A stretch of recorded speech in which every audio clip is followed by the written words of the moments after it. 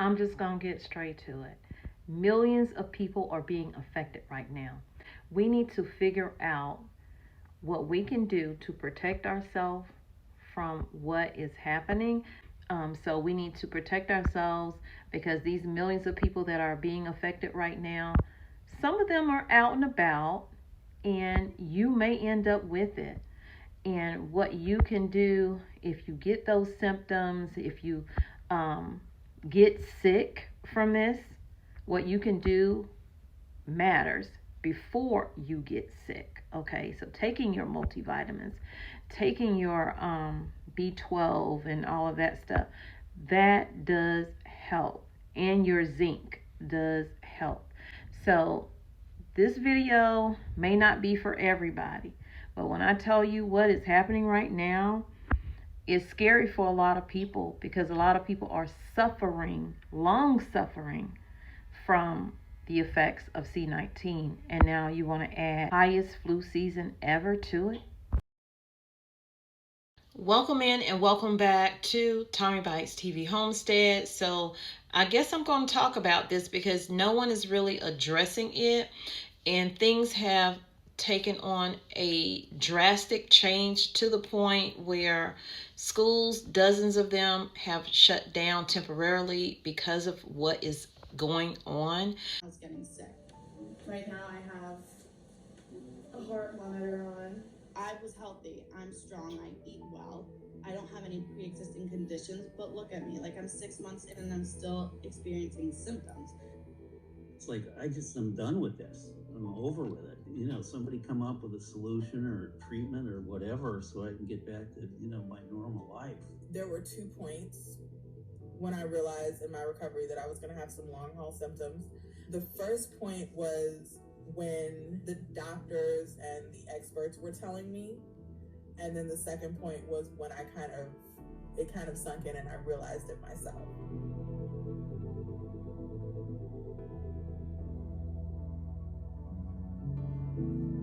I was put into a medically induced coma and I was on a ventilator for 31 days. The initial recovery period was very later, and there were some things that were acute that were kind of resolving, but there were some things that were not.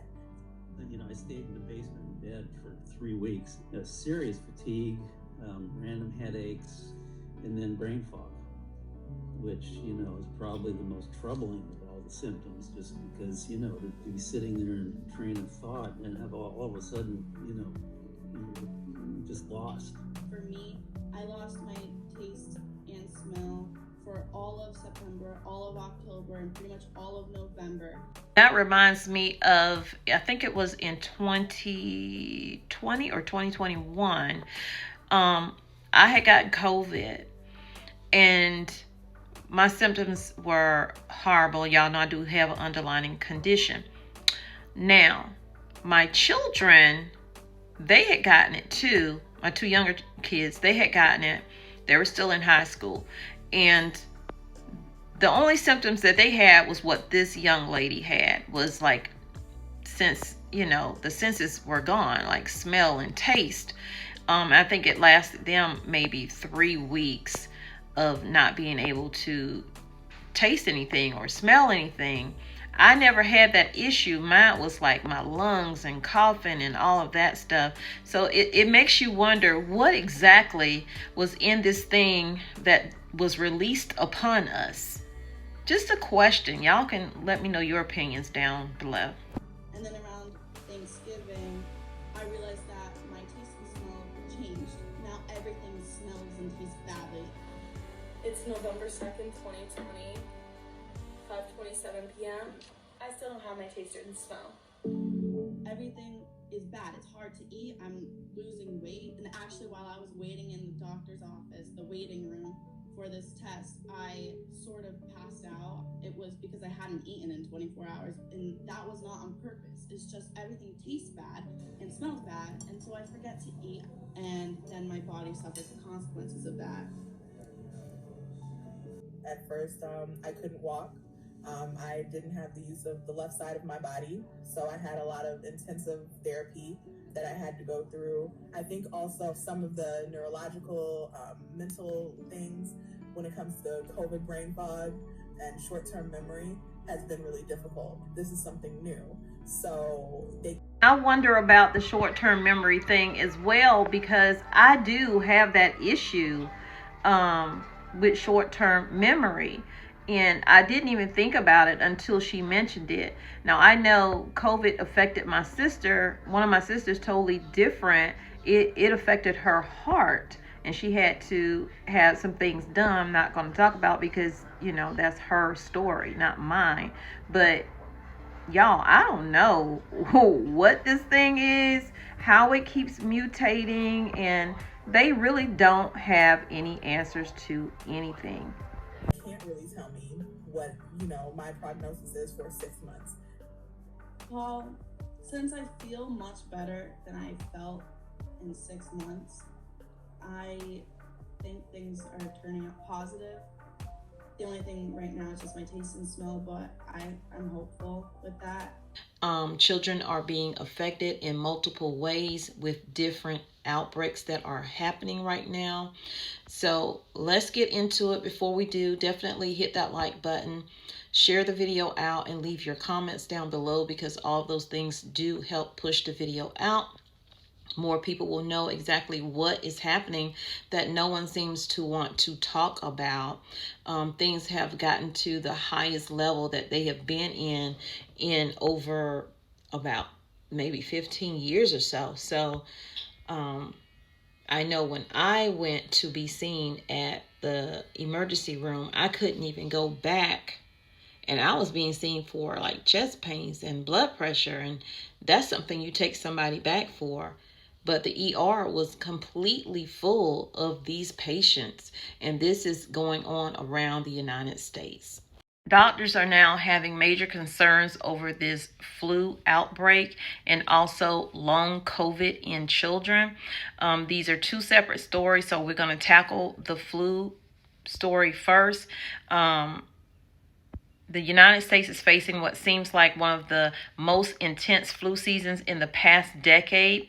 Doctors' office visits are only really seeing people for influenza symptoms, have reached the highest levels seen in over 15 years since 2009 through 2010, when there was the swine flu pandemic that rocked the nation.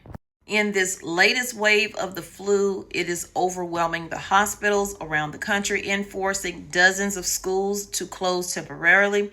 Seasonal influenza activity remains elevated and continues to increase across the country, they say. The U.S. CDC said in their latest Flu View report that they put out on February 1st. There are more than 31% of flu tests performed by laboratories nationwide came back positive during the week ending in February 1st, per the CDC data, up from just 18% in mid-January. Nearly all cases are influenza A, which tend to be more aggressive in adults. At least 43 states and the District of Columbia are reporting very high or high levels of this influenza-like illness activity per the CDC data. The South, Southeast, and Midwest are being hit especially hard. Here is a map of the areas that are being hit the hardest. You see over on the right where they have very high, moderate, low with the colors to let you know where it is the worst at. Currently, the 2024-2025 flu season has caused an estimated 24 million cases, 310,000 hospitalizations, and 15,000 deaths so far. And lastly, since this season isn't over yet, it may turn out to be worse in regards to both the number of cases and number of people dying from influenza.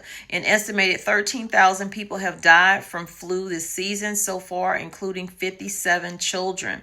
The death toll could reach up to 65,000 by the end of this flu season. Unaware what long COVID is. Long COVID is a condition that occurs when patients still have symptoms at least 3 months after clearing infection. Has been well documented in adults. I had it when I had COVID, but its impact on children has been less clear. More than 1 million children may have been affected by long COVID in 2023. New federal data published last week suggests. In order to get this data, the CDC took one child age 17 or under that was randomly selected from each sample household within the survey, and parents responded to questions about whether their child had previous COVID-19 illnesses, if the child had symptoms lasting 3 months or longer, and if the child still had those symptoms at the time of the interview. So what they came up with is children between ages 12 and 17 were most likely to have ever experienced long COVID or to still have the condition. Long COVID was also higher among Hispanics and non-Hispanic white children compared to non-Hispanic Black and Asian children. Long COVID was also most common among children with a family income of under $100,000 and of parents with an education level of an associate's degree or less. So just wanted to let you guys know what's going on the medical front with that. I have not done an update, in months concerning this. So there you go. I will see you guys in the next video. I hope it was news that you can use. Definitely get in the comments. Let me know what you think. What's your opinion on it? And y'all take care. Stay safe. It's cold out here. A lot of people being hit with snow. Bundle up. And I'll see y'all. Y'all take care. Bye.